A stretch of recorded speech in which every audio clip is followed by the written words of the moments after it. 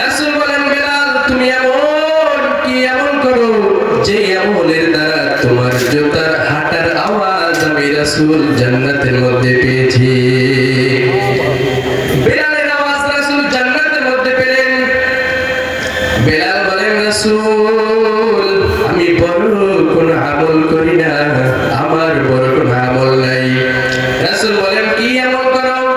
বেলাল বলেন, রাসূল আমি যখনই ওযু করি, ওযু করার পর সাথে সাথে 2 রাকাত তাহিয়াতুন নামাজ আদায় করি। ভাইরা আমার, রাসূলুল্লাহ সাল্লাল্লাহু আলাইহি ওয়াসাল্লামকে বললেন আমি তাহিয়াতুন নামাজ আদায় করি।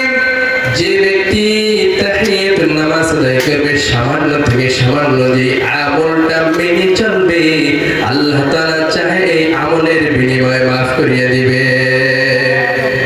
ভাইরা আমার, হযরত বেলাল ওই হাবশী দেশ থেকে মক্কা নগরীতে এসেছে।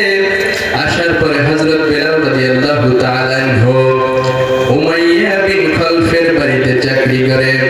বেলাল বড় গরীব, বেলালের টাকা নাই, পয়সা নাই। বেলাল উমাইয়ার বাড়ি থাকে। বেলাল রাদিয়াল্লাহু তাআলা আনহু একদিন অসুস্থ হয়ে গেছেন।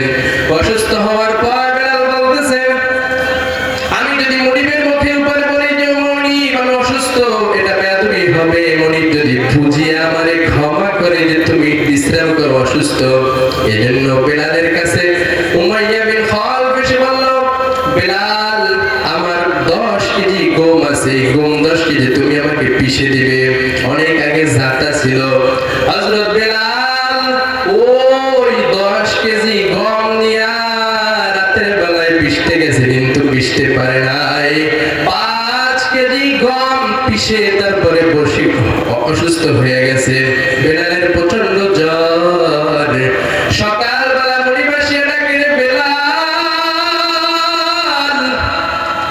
আমি যে তোমারে গম দিয়েছিলাম, কোথায় আমার গম? বেলাল বলে, মালিক আপনার সাথে বেয়াদবি হবে, আপনি আমাকে